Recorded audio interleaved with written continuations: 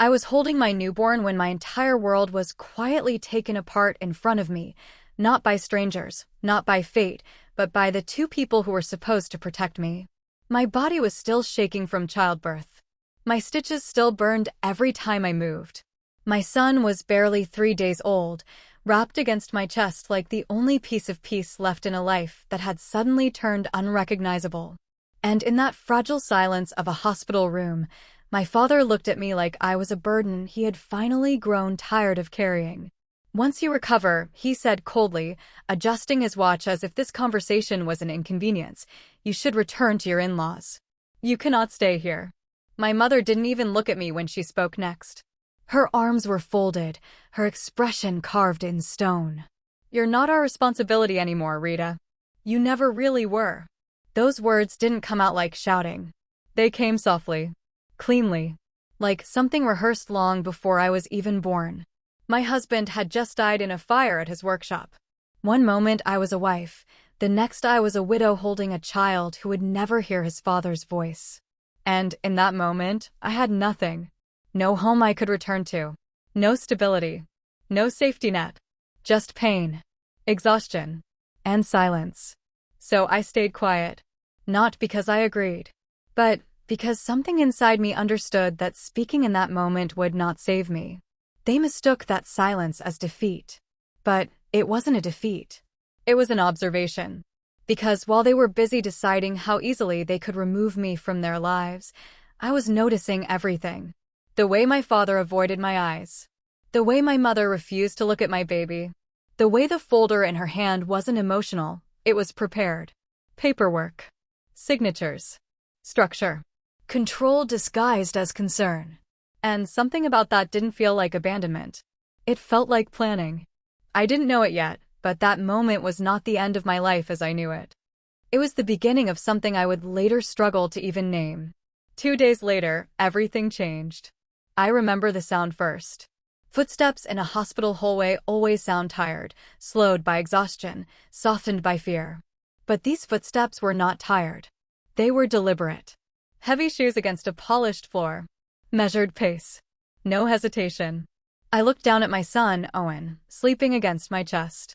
His tiny fingers curled like he already knew he was holding onto the only thing that was safe in this world. The door opened. My father walked in first. No greeting. No warmth. No acknowledgement of what I had just survived. His eyes moved across the room like inventory. For stand. Bed. Monitor. Paperwork. Not once did he look at my son. Behind him came my mother, holding a folder so tightly it looked like it belonged more to her than anything human ever could. She placed it on my lap without a word. "No, how are you?" "No, we're sorry." Just silence and documents. My father spoke first. "When are you being discharged?" Not, "How are you feeling?" Not, "Can we see the baby?" Just logistics. I answered weakly, "A few more days. They want to monitor me." He checked his watch. Once. Then again. As if my recovery was interfering with his schedule. Then he said it. "We need to talk about what happens next." Something in my stomach tightened. Owen shifted slightly against my chest.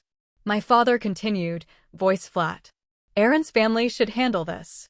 You have in-laws." I stared at him. "Handle what?" He looked at me like I was slow to understand. "You." The situation. The word situation hit harder than I expected. Not person. Not daughter. Not mother. Situation. Then came the sentence that divided my life into before and after. "You cannot come back home with us. We are not equipped for this." My mother nodded without hesitation. "You're an adult now, Rita. Figure it out." I looked down at my son's sleeping face. His hospital bracelet was still new, still clean, still too large for his wrist. "You're saying this now?" I whispered. My father didn't pause. "Once you recover, go back to your in-laws. We don't want you here." My mother finally added, as if closing a file, "We are done being responsible for you. We always have been."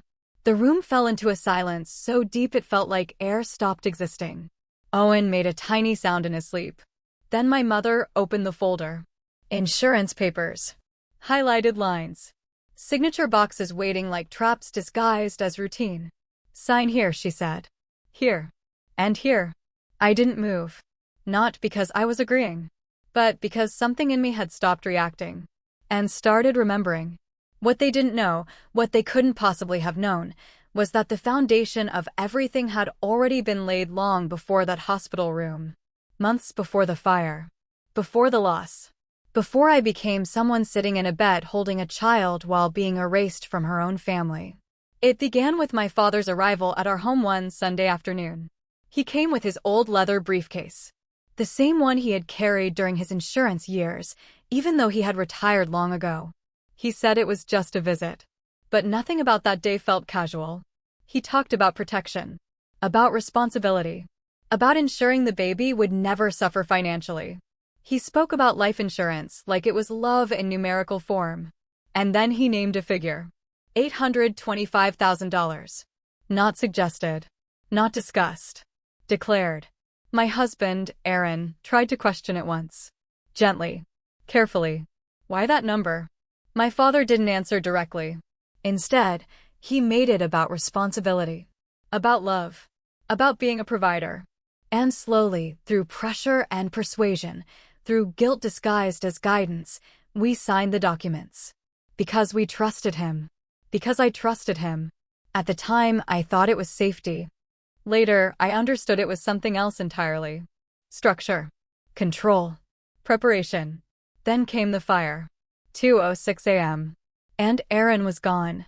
And I was left in a hospital bed trying to understand how a life could disappear so completely that even grief felt unanchored.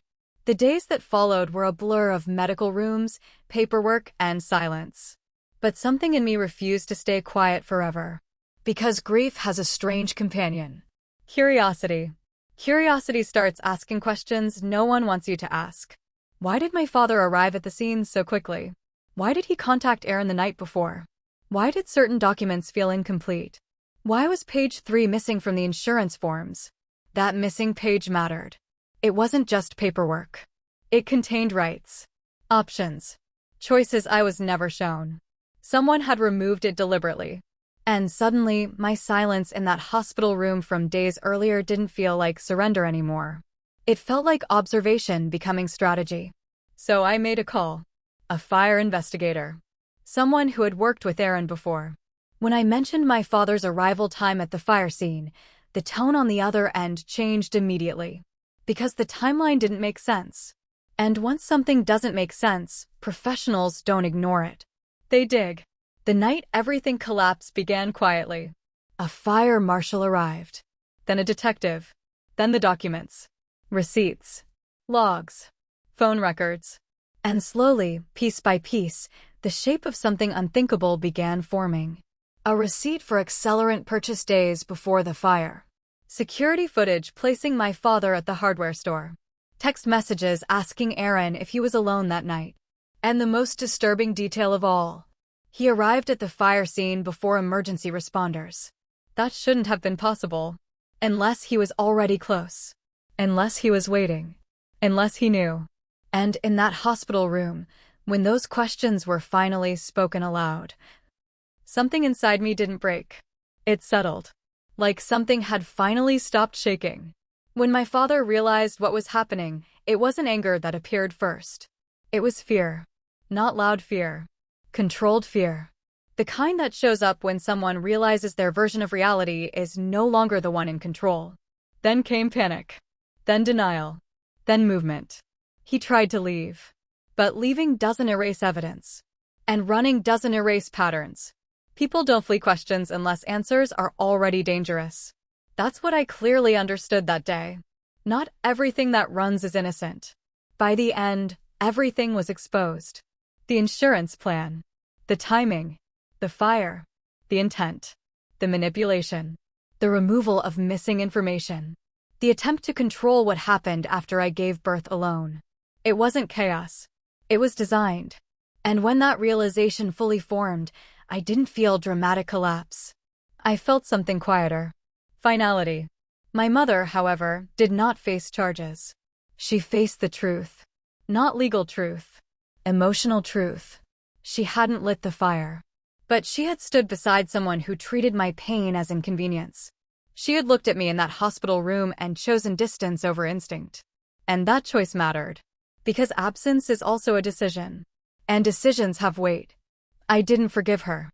Not because I hated her, but because forgiveness without change becomes repetition. And I had already lived through too much repetition disguised as family. Months later, I moved. Not dramatically. Not in escape. But in rebuilding. A smaller place. A quieter life. A slower rhythm. My son grew. He smiled without knowing anything about the world he entered. And slowly, I learned something I hadn't known before. Silence can be survival. But peace requires distance. Now my father waits for trial. And I will be there. Not to destroy him, but to state what happened clearly enough that it cannot be rewritten. Because truth doesn't need anger to exist. It only needs presence.